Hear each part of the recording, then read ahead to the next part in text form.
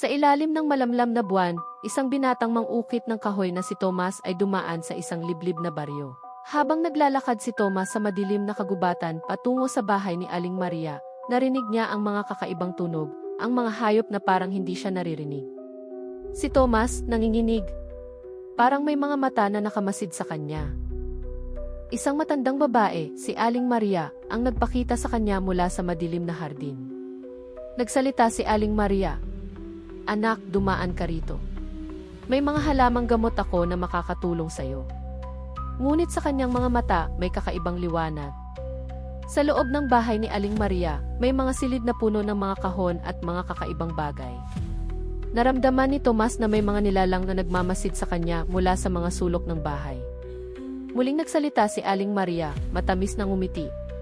"Anak, ito ang halaman na tutulong sa iyong hanapbuhay." Inabot niya ang isang halamang may kakaibang amoy. Matapos uminom ni Tomas ng inuming halaman, dumilim ang buong kwarto at nagkaroon ng mga hindi maipaliwanag na tunog, tila may mga alinggaw mula sa ilalim ng lupa. Si Tomas, hindi mapigilan ang takot. "Nasaan ako? Wika nito, ano ang nangyayari?" Bigla siyang nakarinig ng mga yapak na papalapit. Isang malamig na hangin ang dumaan at nakarinig si Tomas ng isang matalim na tinig mula sa kesame. Boses mula sa kesame. "Isang kaluluwa ang nais kang dalhin. Isa kang saksi sa aking kapangyarihan." Tinutok ni Tomas ang kanyang mata sa itaas, ngunit wala siyang makita. Dahil sa takot, tumakbo si Tomas palabas ng bahay, ngunit hindi na niya matandaan kung paanong siya nakabalik mula sa kabundukan, malayo sa bayan. Walang tao sa paligid, tanging ang mga anino ng mga puno ang gumagalaw. Bumalik siya sa baryo, ngunit ang lahat ng mga tao ay nagmamasid sa kanya ng may kakaibang mata. Ang kanilang mga mukha ay tila hindi na normal. Nagsalita ang babae sa baryo. Si Tomas siya na ang magiging susunod. Ang mga tao ay nagtakbuhan palayo sa kanya, nagtago sa dilim. Isang gabi, habang siya ay natutulog, naramdaman ni Tomas na parang may mga bagay na humihila sa kanya pababa sa kama. Si Tomas, sumisigaw, "Huwag! Ano ba kayo?" Ang mga kamay na hindi nakikita ay dumapo sa kanyang katawan.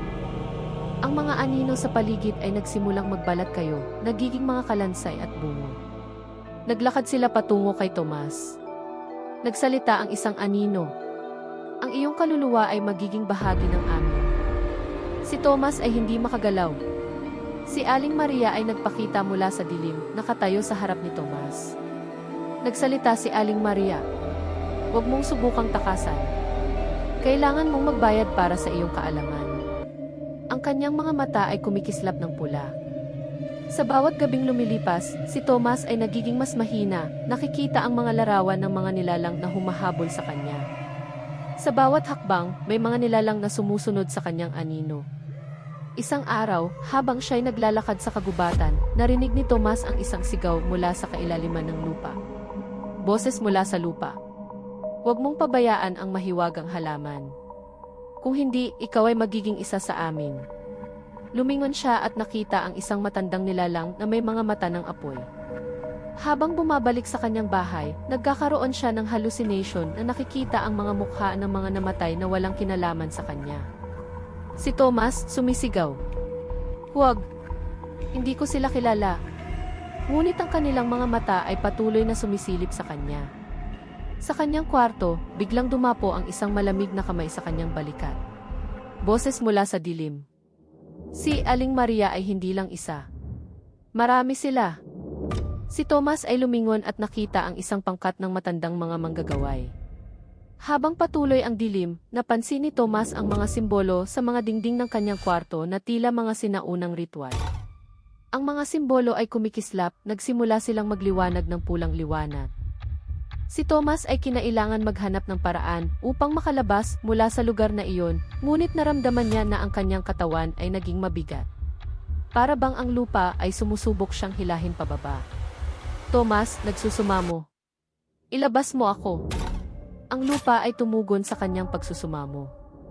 Sa bawat gabi, nararamdaman ni Tomas ang malamig na katawan ng isang nilalang sa tabi niya.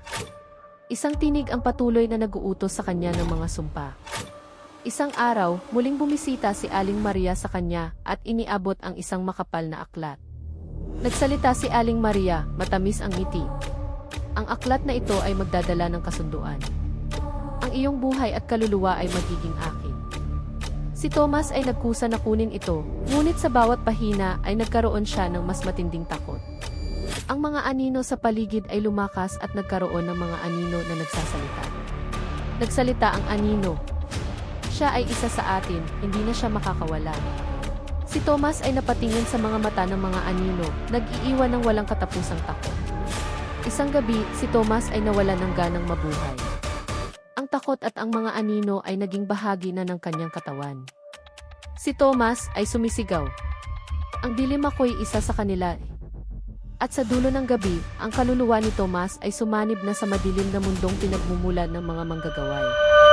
Kung nagustuhan mo ang ganitong kwento, maaari mong pindutin ang subscribe button, i-click ang notification bell at i-select ang all. Pindutin na rin ang like, share, comment dahil malaking tulong po sa amin yan. Maraming salamat po sa panonood.